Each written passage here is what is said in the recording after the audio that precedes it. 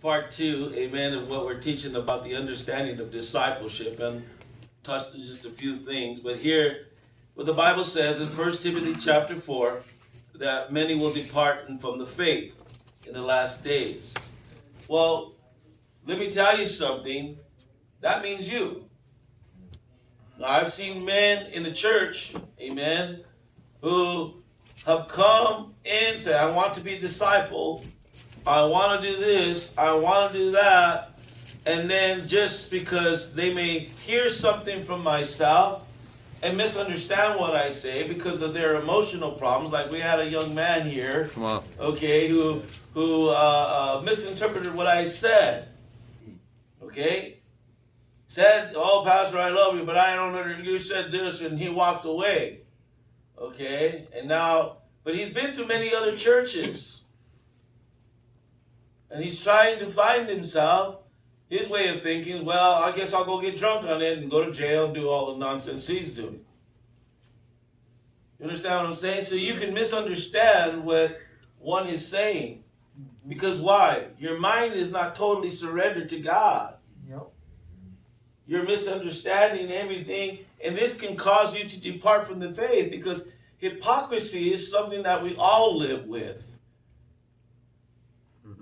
You know, if we could sit around and if you sat there and watched my walk every single day of your lives like you do, you'll want to find some kind of hypocrisy. Well, I'll tell you, you're going to find some. You say, well, Pastor, you're telling this guy, and then me, I'm different. Well, that's a double standard. I think we all fall into that category. There's not a pastor in the world, amen, that goes through his mind that sometimes we say the wrong thing. Now, there are men who are very careful what they say, but they're not real. Come on. Okay, they hide the truth. You know, they go around thinking, I have the perfect marriage. Everything's perfect in my life. Look at my family. They're submitted to God. Why can't you be that way? In reality, there's troubles at home. But they just won't share it. Yep. Okay? So, we all have some type of hypocrisy in our life. And if other people are afraid to say it, then they're liars. And so this is something that as a man or as a young disciple, you will battle, because this is what Paul says in the last days, and now the Spirit explicitly says, in the later days, many will depart the faith, giving heed to deceiving spirits. Now, what does the word deceiving mean? Lies. Okay, I'm not going to lie to you to convince you to stay.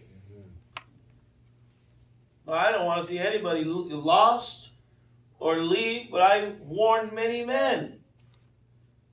If you go and you leave, you'll end up back where you started. Because why? Because something that we see. Now, there are many men who left. Amen. Talked it out, blessed them, and they're doing good. Amen. They're really good.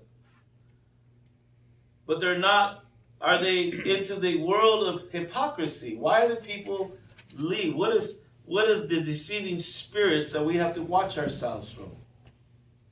Now, Jesus talks about false teaching, but yes. We have to be patient and understand that it's God's timing, not our timing. Yes. So how does that do with your emotion? Because if you're impatient, it brings out like your anxiety, it brings out your stress. You start stressing out over little things that ain't important. Okay, and then what do? And it starts irritating you, and then that creates like anger or some other type of feeling.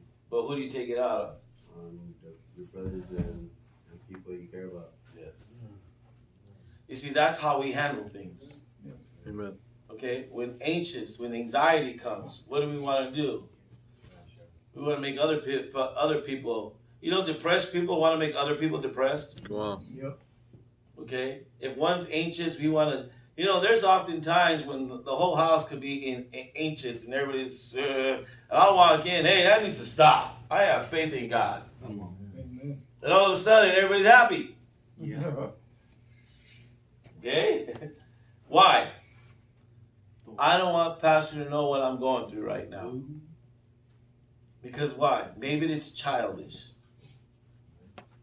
I went through the same emotionals too. I was anxious about life. I was anxious to get started. I was anxious to get a job and support and all these things I've been taught. I was like, my God. And one day, my pastor said, you want to go handle yourself? Then go. Oh, wait a minute. You're going to listen to me? Then shut up.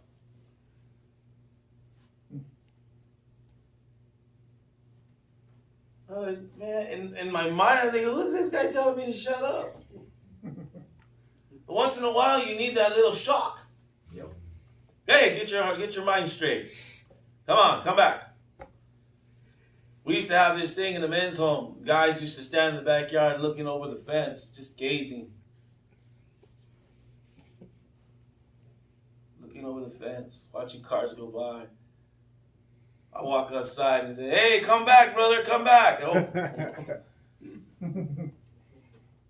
That's what you guys do. You can hear the cars going by. I'm missing out. I'm missing out. Really? You're not missing out on a whole lot. Remember where you came out of, depression and all that stuff. So, what happens when disciples want to be used and they come and they don't count the cost? Let's talk about the disciple that leaves, the leaving disciple. Because the challenge in your life will be, come follow him. All right? And there are many men who come to church and find out how really hard it is to be a disciple. Now, you guys are learning and find it hard to be a disciple.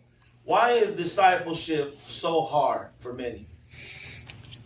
You have to give up your worldly things, you gotta be dedicated to it. Okay. You gotta take that effort, and it pushes you out of your comfort. Okay, let me tell you what I have to deal with. All right? You're dealing with making me or submitting. Forcing or submitting. You can't make me serve God. Why are you here? You know what my favorite answer is to people when they come to the home and give me a hard time? You called me. You called me. I didn't call you. It's not like I pick up the phone and say, hey, you want to be a disciple today? People want to come in. It's not, maybe in the beginning, because a lot of people think, well, I want to get off my drug. I want to stop drinking. I'm homeless. I want to get off the street. I'm hungry. I just need a place to chill. I know all these things. I know how some guys just want to use the program. Okay, just to get by, get out of jail, stop this, stop that. Just for a moment of breather. But in my mind, I'm thinking for a second, maybe just one teaching, one prayer, one thing that will catch that person and change his own outlook about God. Amen. Not about me, about God. Okay, and so when you look at the scriptures, okay, we think, and many men that came through the program, come to church, not the program, but the church, walk into the church, and they see you guys. They see disciplined men. They don't see the struggle. Yep. Like women, they come in and they say, oh, look how pretty he looks. He's wearing a tie. Look, my gosh. I remember watching him in the street. He used to wear dirty t-shirts and holy pants and walk around with a knapsack and walking and sleeping under a tree. But look at him now, how pretty he looks. I want that. You can take a homeless man off the street, put him in a bed and everything else, but you can't change what's inside of him. You can save a dope fiend and put him in there, but he's still going to struggle. You can't change the mentality of hustling, of lying, of cheating. You think I'm gonna flatter somebody to get what they want. Come on. You flatter and make that other person feel good about themselves. Amen. In reality, you want something. It's not God, it's what you want. And soon enough, people see right through you. Mm-hmm. You see, that's one thing that you have to learn that becomes hard. When people come in, what do they see? They see men sitting in the front row, disciplined, not supposed to be looking around, not supposed to be interfering with the congregation, keeping focus on God, but there's that element that's out there who likes to interfere. And what they see is not really what they're going to get. What they're watching is someone who looks clean, but on the inside they're filthy still. Come on. This is what Jesus said about the religious people. On the outer side of the cup, it looks nice, it looks good, but what's inside of it is still filthy and defiled. What's still there? What's your motive? Right. What is your motive? You can't get away with life. You will die one day, and you have to answer to God for every lie, for everything you did wrong. And for us who are older, we got one foot in already. You can play around and tell yourself all day long, I have a long life. Well, we'll see. When you play around with the Spirit of God, things get worse. So many people, when they come to the church, or many men, people who want to follow Jesus and be discipled, and I want it so much, but somehow it can't pay the price of giving up their mind, their spirit, and their flesh. Because certainly Jesus doesn't want all our money. God doesn't want all your money. He just wants what's right. Yep. But in our minds, we think God wants it all. And so they get, when oftentimes I see men come in and they see somebody out there working and they're like, wow, look at their characteristic. Look at this, and it's very godly, and I want that. How do I get that? And so you find them going out and they're looking for something. Well, in Luke chapter, I'm going to give you two scriptures right now. Luke chapter 9. Let's look at a portion of scripture. Remember, we're talking about commitment. We're talking about what it means to be a disciple. We're talking about now those who want to follow, but how hard is it? Luke chapter 9. Now, Luke chapter 9, there are various challenges of what it takes to be what is a disciple of Jesus Christ. And when you find that what Christ is saying to us, verse 57 says, now it happened when he on a journey on the road, someone says to him, Lord, I will follow you wherever you go. They come with enthusiasm. They come with excitement. Now, not just one scripture. We can parallel that with Matthew chapter 8. And we find the struggles. Luke chapter 9. Say it, Luke chapter 9. Let me just give you this one scripture, and we're going to look at another individual that we left off last week. Now it happened as they were journeying on the road, someone came to him, Lord, I will follow you wherever you go. He's speaking of Jesus.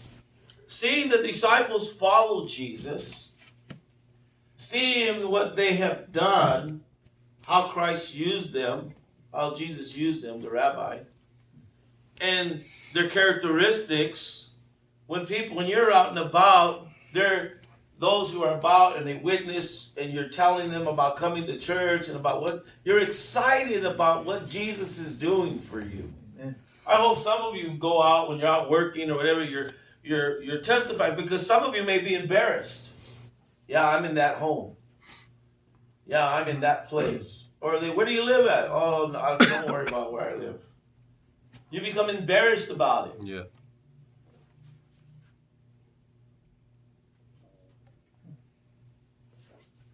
It's wanting to be used in here amongst your family of believers, but out there, you don't want to be recognized.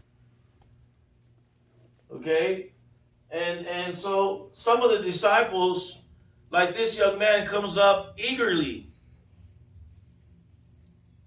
he comes, I want to follow you. I want to follow you wherever you go, Lord. I'll follow you. We hear that word a lot. Remember, Jesus came and said, follow me to these men.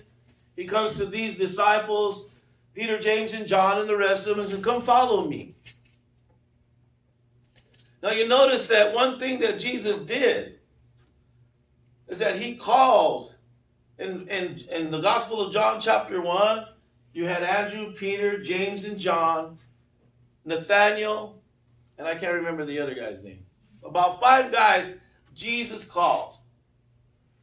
And then the others went out and related this message. We found the Messiah. So they had their followers of 5. Okay? Jesus called them, and they called others to Jesus. Amen. All right? The other 7, I should say. So you have 12. Is that right? Yes. Right. So you have 12. Yes. So that was John, Peter, and James, you said? It's Peter, Andrew, and James and John, and Nathaniel was also called. Remember, Jesus said, Nathaniel, I seen you over there standing under the tree. Yes. Right? Was Nathaniel's reply, what good can come out of Nazareth? Yeah. What a thing to say, huh? We found Jesus of Nazareth. What good can come out of Nazareth? Huh? What good can come out of Roswell? That's what people think. What good comes out of Roswell? Huh? I tell you, there's a church there who loves Jesus. I tell you, there's men in here that probably have more integrity than your little pinky. Hallelujah. Amen. I know there's men in here that are faithful to God, that are turning their hearts to the Lord. They're not going to go out there and smoke weed and get high like others do. So there's an eagerness. They see what's happening. But first, you find that what Jesus says to him, he says, foxes have holes, birds in the air have nests, but the Son of Man has nowhere to lie his head. Listen to what verse 59 says, and we'll get into this in a second. I'll give you the meanings. Then he says to another, follow me, but the other one says, let me first go bury my father. That sounds kind of harsh, but in the reality, what's happening is that his father is not dead yet. And so everybody has a situation of hard. Why is it so hard for us to follow? I'm eager, I want to go, but pressing matters come into your life. Other things. Oh, I forgot, I got to go take care of mama. Oh, I forgot, I got to go do this. These are the hard choices that men have to make. Let me ask you, as I said before, the contemplation that you went through of coming to this program. Not coming to church. Church was second. We're talking about coming in to the program, making a change. So what does that have to do? Because you didn't know what you were getting into. You thought it was a rehab. That's right. Okay? In a sense, we're rehabbing to make you disciple. But the challenges of hearing other people talk bad about it, or saying, well, this is what happened to me when I was in the program, negativity, the good, the bad, the ugly, every kind of situation that would be there. The hard choice that you had to make in your situation to choose to come in, to choose to cross over from death onto life. How hard was it? Come on, tell me, how hard was it? What was going through the mind that you had to make that decision? I know what I had to go through. I think I shared it many, many times with you guys. Mine was chaos. My world was upside down. World was upside down. But how hard was it for you to say, someone to convince you, hey, you need help and you need to go to this place? And I went right away. Okay? But was in the brain. Come on, everybody has a deal. Come on, I'll go if they let me smoke. I'll go if they let me do this. I'll go if I want all my pills. To get my brain back together. Okay. To be Come on, functional. how hard was it? Talk to me about struggle. First thing I wanted to do is you're the only men's home accepting men at the time. And I was like, well, I can get clean for a while. you know, and I could still smoke. I could, you know, they didn't tell me nothing that was going to occur when I got there. Of course not. But the struggle. Yeah. Come on, you're sitting there, someone's telling you, hey, you need help, man. You need to get out of here. You need to get off the streets. You need to do this. You need to do that. Mine's a little bit different. I was told I wasn't welcome at home, and there's no other place to go. Okay.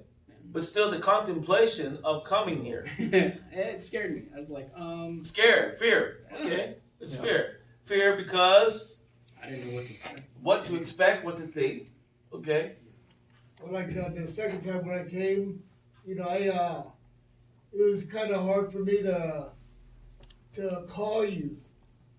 You know, I was thinking, man, he's gonna turn me down. I know he is. And but after that's what it was. It was hard in my mind, in my heart. That's where the struggle was. You know, it was just. Pastor not gonna let me in. I was beating myself up, you know, and I'll call him, but it was hard. I did call you, and then a month later, I ended up coming back. I said, it's okay, Ray, you come back. Hot dog! I struggled at first. I left the home, and whenever I was out there, I already knew, like, that it was gonna be hard for me to come back because of the pride. But I could hear you in my head telling me stuff, you know, and so I said, you know, I have a feeling he'll probably take me back, and so I just called, and it changed that attitude that I had was wrong, and your heart for what you do, it made me feel welcome again, and it opened up my life. But I just wanted to. Oh, praise God.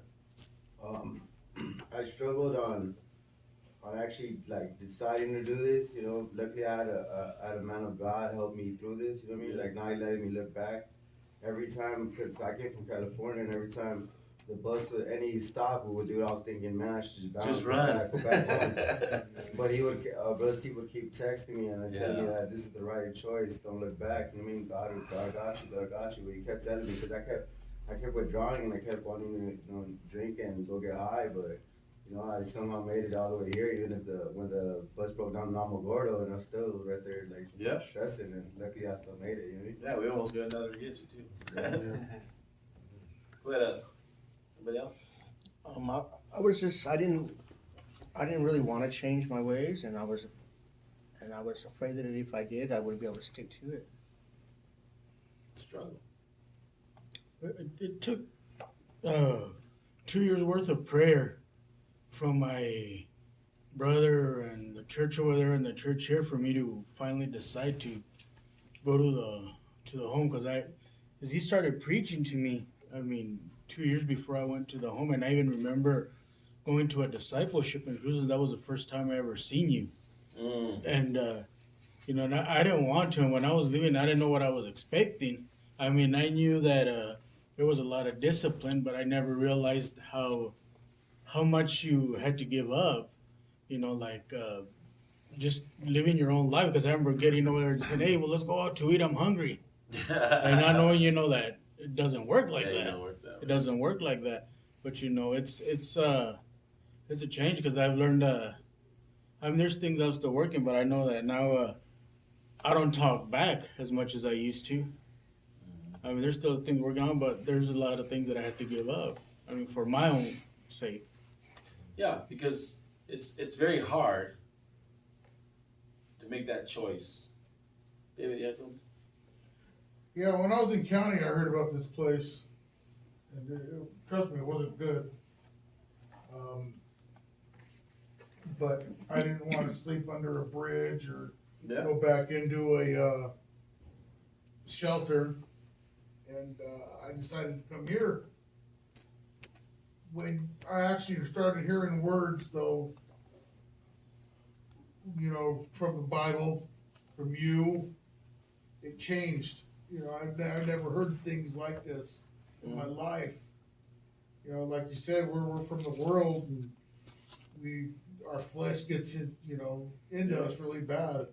And when new people come in and you see what they're going through, and the first thing they say, it's going to bring the flesh back out into you, even if it's good or bad.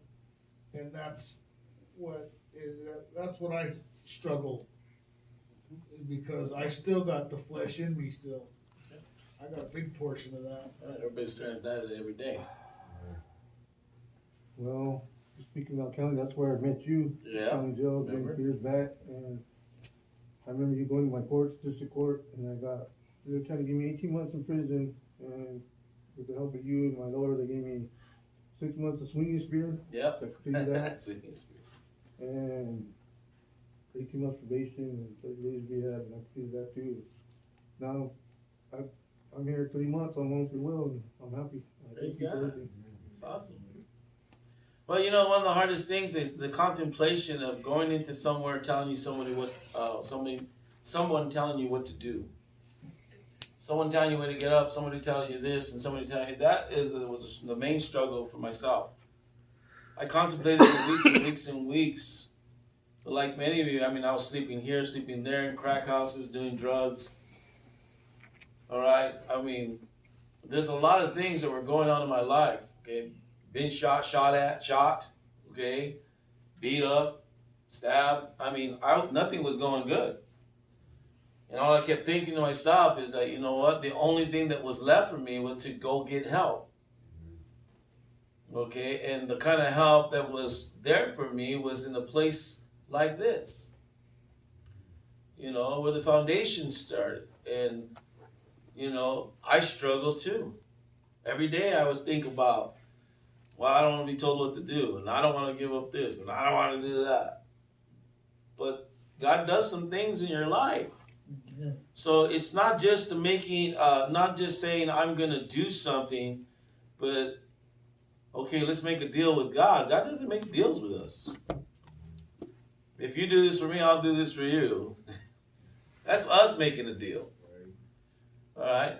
There's no ifs in God's plans at all. It's God's plan, plain and simple. If you choose it, He'll work with you. But what you find is that pressing matters come in our lives. Now, men who come through these doors into a church setting, they have pressing matter. I want to be a disciple. I want this, but let me go home first and begin to make excuses. Okay, how many times have we made excuses not to do something? Excuses are a part of your life. Excuses will stop the will of God for you. There's not one of you that can turn around and say, you know, because to be a disciple right now, especially in this time right now, is hard. Yes. Because I think one of the hardest thing is, I guess, for all of us men that are in this home, the hardest thing to give up is our free will. Yes. There's another word for that. You know what that word is? Pride. Identity. What?